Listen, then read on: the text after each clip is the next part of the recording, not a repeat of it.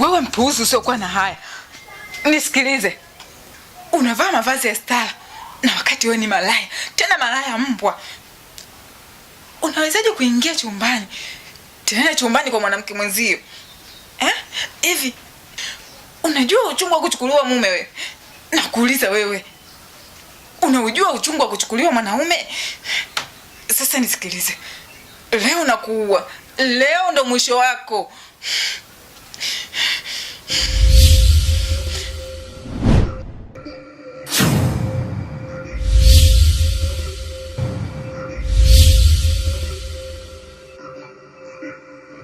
Mwadawa, mbona unataka kuniua? Usiniue, mimi ni kivuli chako. Usikimbie, Mwadawa. Mwadawa. Dada.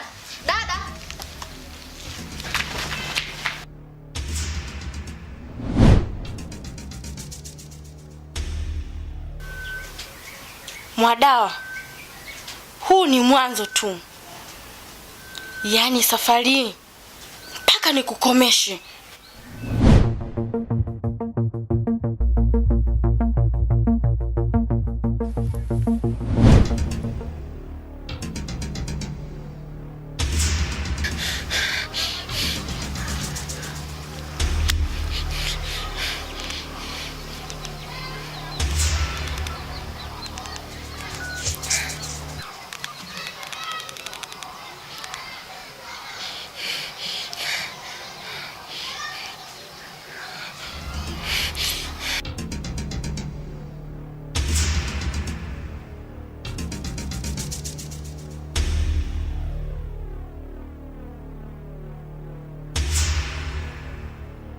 Inakuwaje naambiwa namba haipo?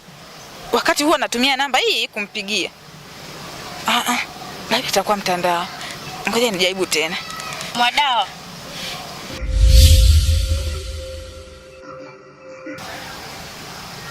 Mbona unahangaika sana? Hutulii. Vipi? Una shida gani wewe? Na kitu usichokijua. Huyo uliokuwa unampigia huwezi kumpata kirahisi hivyo kama unavyofikiria. Na hicho kitu ulichotaka kumuuliza, niulize mimi basi.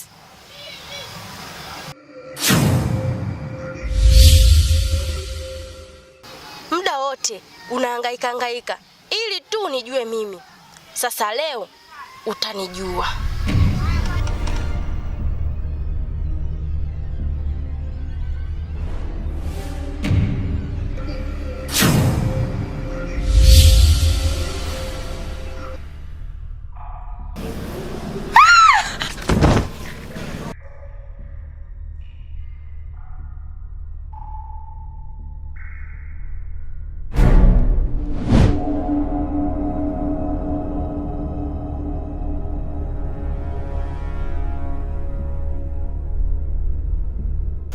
Unajua kaka, mara kwanza ulivyokuja hapa nilizani kweli una shida.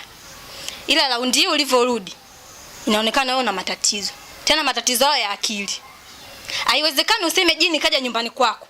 Majini mimi najua anaishi baharini. Na kwanza familia yetu haina historia ya majini. Wewe kama kuna matatizo umeyafanya huko nyumbani kwako, utajua wewe. Sijui unaelewa. Yeye mdogo wangu, wewe shida yako hutaki kuelewa. Mimi nakwambia, nyumbani kwangu nimevamiwa na majini. Nyumba nzima imejaa majini. Nakuja hapa kwako kwa ajili ya kupata msaada. Lakini unaniongelea mambo magumu, mambo ambayo hayaeleweki. Kwani shida yako ni nini? Sasa nisikilize. Mimi hapa kwako nitakaa, utake usitaki. Sitoki hapa mpaka tatizo langu pale nyumbani liishi. Utajua mwenyewe mimi nitaishije, nitakula nini, hayo mengine hayanihusu mimi. Kaka, wewe mwenyewe unaona mimi na chumba kimoja. Aya shemeje yako akija hapa tunalalaje na wewe humu ndani? Kwani wewe una marafiki? Kwa nini usiende kulala kwa marafiki zako? Unaangania kulala hapa kwao. Na kama kuna matatizo umeyafanya huko nyumbani kwako, usikimbilie hapa nyumbani kwao. Sijui umefumaniwa huko, sijui umefanya kosa gani na shangaa unakimbilia hapa. Wewe bwana tafuta marafiki zako kalala kwa marafiki zako. Mimi hapa kwangu sikutaki. Sijui unanielewa? Mimi hapa kwangu sikutaki kabisa. Utafute sehemu ya kwenda. Yaani kwenye maisha yangu sijawahi hata kuwaza kama mdogo wangu na romba kiasi hichi. Yaani kaka yako nimepata shida, badala unisaidie, unaniongelea mambo magumu kiasi hichi. Je, unazungumza vitu kama vile hatufahamiani? Sisi ni ndugu, tena damu moja. Nikiwa kwenye matatizo, inabidi unisikilize, unisaidie. Sasa nisikilize. Si utaki nikaa hapa nyumbani kwako?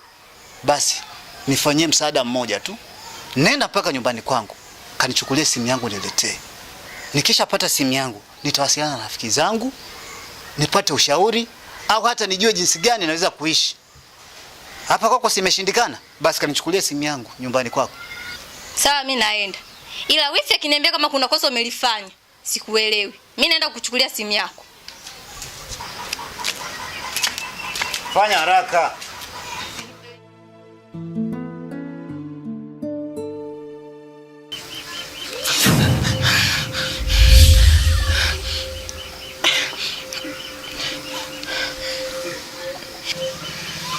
Dada, umpatwa na kitu gani? Maana nimejaribu kukuita muda mrefu, lakini ukuamka kabisa. Nimejaribu kukupepea pia, bado ukuamka. Utabidi nijiongeze. Nimeenda nyumba ya jirani hapo kuomba maji ya kunywa, ndio nimekuja kukumwagia. Kitu gani kimekupata? Mariam, nimeamini Cheupe bado anaishi. Yaani mpaka kunikuta hapa baada ya kumuona yeye. Yaani hata sielewi. Sielewi mdogo wangu. Cheupe gani unayemzungumzia? Na anawezaje kuishi? Mbona mimi nashindwa kuelewa? Mariam, namaanisha Cheupe tuliokuwa tumemzika. Na sasa sio muda wa kulumbana tena. Inabidi tuondoke twende nyumbani. Tukajue jinsi gani ya kufanya.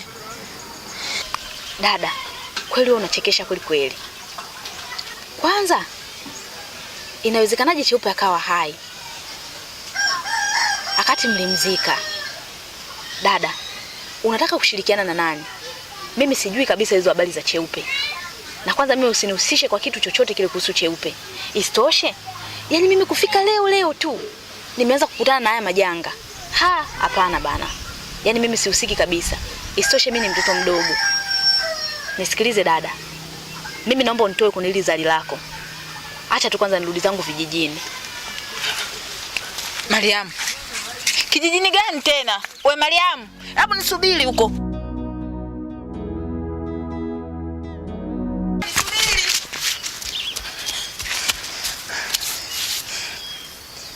Mariam mdogo wangu. Hivi umefikiria kweli unavyosema unataka kurudi kijijini? Nisikilize. Mimi hapa nina wazo. Nataka tuende kwa mtaalamu. Ishi tukajue kama ni yeye au ni mzimu tu au mawenge yetu. Mimi sielewi unajua. Hilo ni wazo langu. Dada, yani mimi hapo hujanishawishi kabisa. Yani hujanishawishi. Yani mimi nitoke hapa niende kwa mganga. Ushaambiwa mtu mwenyewe si ujini si msukule. Hivi akanitokea akanikaba. Mimi nataka kufa. Yani mimi siko tayari kabisa. Kwa makosa kwako wewe, afu mimi niingie mkenge wa kufa. Hapana. Yani hilo la kwako. Mimi narudi zangu vijijini, msimamo wangu ni huu. Usifanye hivyo Mariam. Usinifanyie hivyo dada yako. Yaani unaona nipo kwenye wakati kama huu. Afu nataka kuniacha mwenyewe? Hapana. Naomba tuende kwa mtaalamu. Tukajue. Tujue nini ukweli. Ni alikufa au mzimu wake au ni nini? Kwa sababu mwenyewe sielewi Mariam. Naomba nielewe basi. Dada, una uhakika na unachokisema? Basi sawa. Mimi nakuamini. Tuondoke.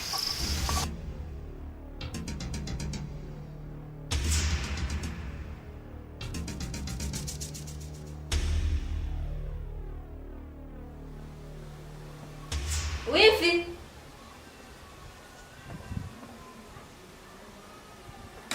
Jamani. Umeenda. Mama mlango umeacha wazi. Wifi.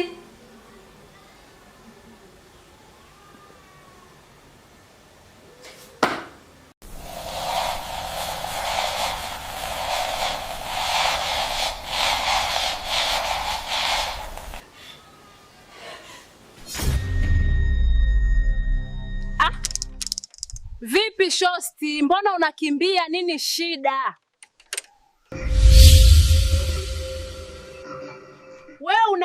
wapi sasa? Mbona unakimbia? Rudi, njoo tuzungumze.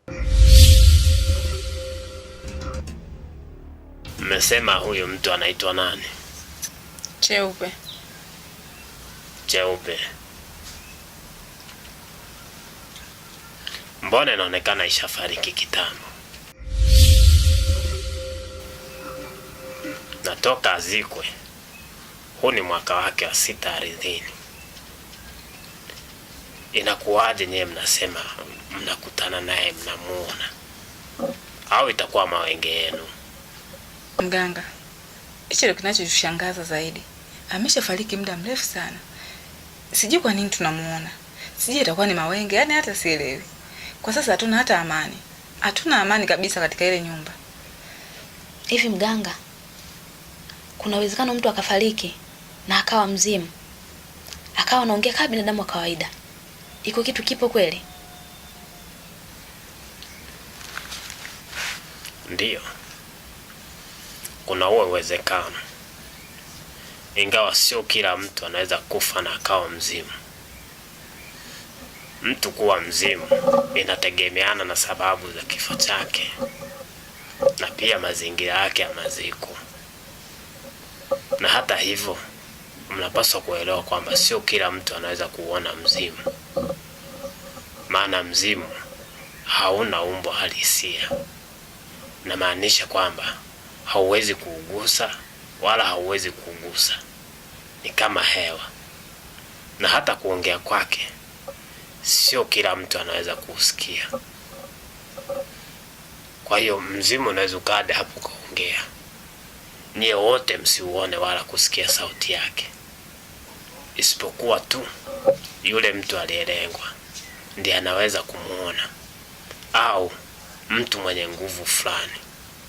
Kwa hiyo kama nyie wote mnamuona kwa nyakati tofauti, kuna uwezekano ukawa sio mzimu, ukawa kuna kanamna fulani kamefanyika. Sasa mganga, unatusaidiaje kwenye hili? Itabidi tuongozane mpaka kwenye hiyo nyumba. Tukifika, mimi nitamkamata, kisha nitamweka mahabusu, ili nyie mbaki mnaishi kwa amani. Angalizo, nikishamaliza kazi yangu, nahitaji malipo yangu kama tulivyokubaliana.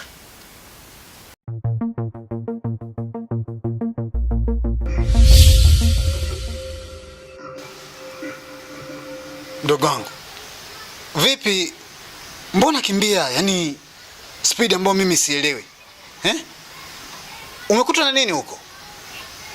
Alafu kwa mbali kuna harufu kama mkojo hivi. Hiyo harufu itakuwa inatoka wapi? Au utakuwa umejikojolea mdogo wangu? Yaani kaka, nilichokutana nacho nyumbani kwako, yaani nilichokutana nacho siwezi hata kuhadithia. Yaani siwezi. Kweli nyumba yako ina matatizo makubwa sana kaka. Mbona nichanganya mdogo wangu? Umekutana nini tena? Mimi nimekuagiza ukanichukulie simu. Umeenda kutafuta vitu gani tena vingine mpaka umekutana makubwa? Hebu nipe hiyo simu basi kidogo na mimi nifanye mawasiliano. Nilikuwa hata na hamu kuchukua hiyo simu. Yaani nimefika hadi pale nyumbani kwako. Nimepiga sana hodi. Nimeingia hadi ndani, nimekuta papo kimya. Nimemwita sana wifi, lakini hata hajaniitikia. Nashangaa naona viatu vinatembea peke yake. Yaani bila hata mtu kuvivaa. Viatu vinatembea. Halo, ile nyumba kweli kaka ina matatizo makubwa sana. Ile natoka nje kaka, nakutana na mtu ni mifupa, ana hata nyama. Yaani nilikimbia. Afu nashangaa eti mtu ananiongelesha, ana hata nyama, ananiongelesha. Hivi kweli kaka naingia kweli akilini? Halo, pale nyumbani kwako mimi siwezi kwenda tena. Siwezi. Kama hizo simu zako nenda kafuate mwenyewe, mimi siwezi kwenda hapa. Yaani mdogo wangu umeharibu sana ese. Umeharibu sana. Mimi nitaka nipate simu nifanye mawasiliano. Sasa umeenda huko, umeenda tena sijui umeenda kwenye nyumba nyingine. Sikiza nikwambie. Kule nyumbani kwetu hakuna majini wala historia ya majini wala viumbe vya kutisha. Mwenyewe unajua. Na siku zote majini huwa yanaishi baharini. hayakae kwenye nyumba kama ile ya kwetu. Mdogo wangu, sio bure. Wewe utakuwa na matatizo. Tena matatizo makubwa. Matatizo yenyewe ya akili. Wewe una matatizo ya akili.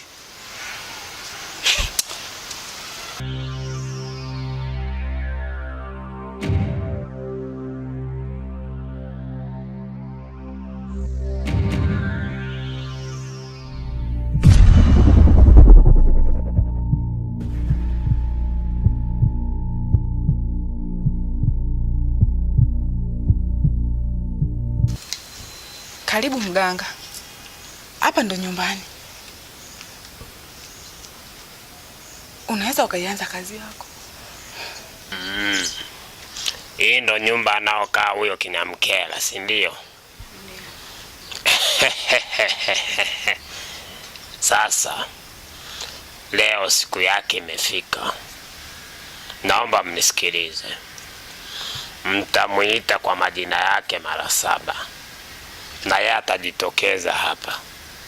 Kisha mimi nitamkamata na kumfungia kwenye hii chupa. Na huo ndo utakuwa mwisho wake wa kuonekana. Tumeelewana? Haya, mnaweza mkaanza. Cheupe, cheupe, cheupe.